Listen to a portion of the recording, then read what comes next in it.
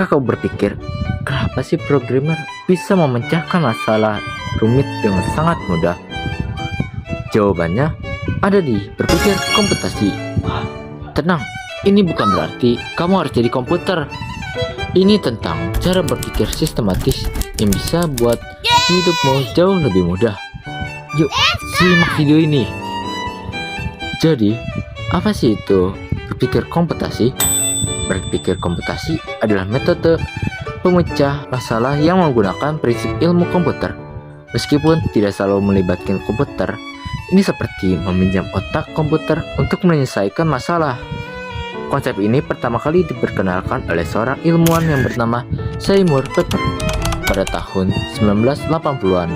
Tapi tahukah kamu, baru pada tahun 2014 konsep ini mulai diajarkan secara resmi di sekolah-sekolah Inggris. Bahkan Mark Zuckerberg, si pendiri Facebook, dan Bill Gates dari Microsoft sangat mendukung keterampilan ini. Google juga menyediakan pelatihan khusus bagi guru-guru untuk mengajarkannya. Kenapa sih kita perlu belajar berpikir komputasi? Pertama, bayangkan kamu mendapatkan tugas super besar yang rumit. Dengan berpikir komputasi, kamu bisa memecahnya jadi beberapa bagian yang lebih gampang diselesaikan. Kedua, kemampuan ini melatih otak, logika, dan kreativitasmu. Dan yang terakhir, kamu menjadi jauh lebih efisien dalam menyelesaikan masalah. Sekarang, kita lihat apa yang membuat berpikir komputasi ini sangat spesial. Pertama, ini berbasis konsep, bukan sekedar hafalan atau keterampilan mengetik coding. Kedua, ini adalah keterampilan mendasar yang membutuhkan pemahaman sejati. Dan yang paling penting, berpikir komputasi mengikuti cara pikir manusia, bukan komputer. Komponen berpikir komputasi, dekomposisi. Mari kita mulai dengan komponen pertama yang mungkin paling penting, dekomposisi. Dekomposisi adalah seni memecah masalah besar menjadi beberapa bagian kecil yang lebih gampang diatasi. Ciri khas dekomposisi yaitu masalah besar diuraikan jadi langkah-langkah kecil. Fokus pada satu bagian tanpa stres memikirkan keseluruhan. Pekerjaan tim jadi lebih efisien karena bisa dibagi-bagi. Misalnya, kamu ditugaskan membuat aplikasi belanja online. Dekomposisi, kamu pecah jadi beberapa bagian seperti sistem login dan registrasi, tampilan katalog produk, fitur keranjang belanja, sistem pembayaran, dan fitur konfirmasi. Contoh lain yang lebih sederhana, itu ketika menguruhmu belanja di supermarket dengan daftar yang sangat panjang. Alih-alih panik, kamu bisa mengelompokkan belanja berdasarkan jenis makanannya, yaitu seperti sayuran, buah-buahan, daging, seafood, bumbu dapur, dan rempah. Dengan begini, belanjaanmu lebih teratur dan tidak terlewatkan. Komponen kedua yang super keren adalah pengenalan pola.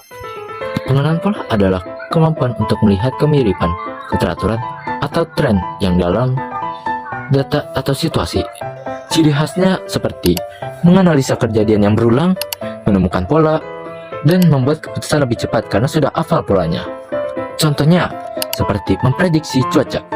Perhatikan bagaimana kita bisa mengenali pola cuaca hujan, seperti angin yang kencang, awan yang tebal, dan udara yang lembab. Kamu bisa sedia payung, menunda kegiatan outdoor, atau berangkat lebih awal menghindari banjir. Contoh lain seperti kamu punya adik bayi yang selalu nangis di jam 3 pagi. Dengan mengenali pola ini, kamu bisa membantu orang tuamu dengan menyiapkan susu hangat sebelum jam 3 pagi. Fun fact, otak manusia secara alami dirancang untuk mencari pola. Itulah mengapa kita bisa melihat bentuk-bentuk awan. Keren kan bagaimana otak kita sudah terprogram untuk berpikir komputasi.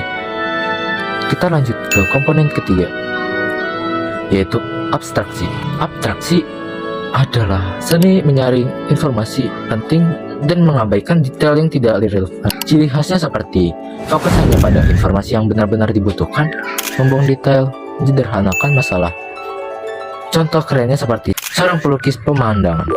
Saat melukis pegunungan, pelukis tidak menggambarkan setiap batu, daun, atau ranting. Dia hanya fokus pada bentuk gunung, gradasi warna, langit, dan beberapa pohon sebagai latar depan. Contoh lainnya seperti saat kamu mengemudikan mobil. Kamu tidak perlu tahu seluruh komponen mobil, tapi hanya perlu tahu cara mengemudikan mobil seperti pedal gas, setir, dan lampu sen. Algoritma adalah urutan langkah-langkah yang jelas dan sistematis untuk menyelesaikan masalah. Ciri khasnya yaitu instruksi beruntun dan jelas, bisa diulang, dan memiliki awal yang jelas dan akhir yang pasti. Contohnya seperti membuat teh. Pertama, siapkan bahan-bahan seperti teh celup. Kedua, masukkan teh celup ke dalam gelas. Ketiga, masukkan air panas. Yang keempat, masukkan gula sesuai dengan selera. Yang kelima, aduk hingga rata. Yang keenam, siap disajikan.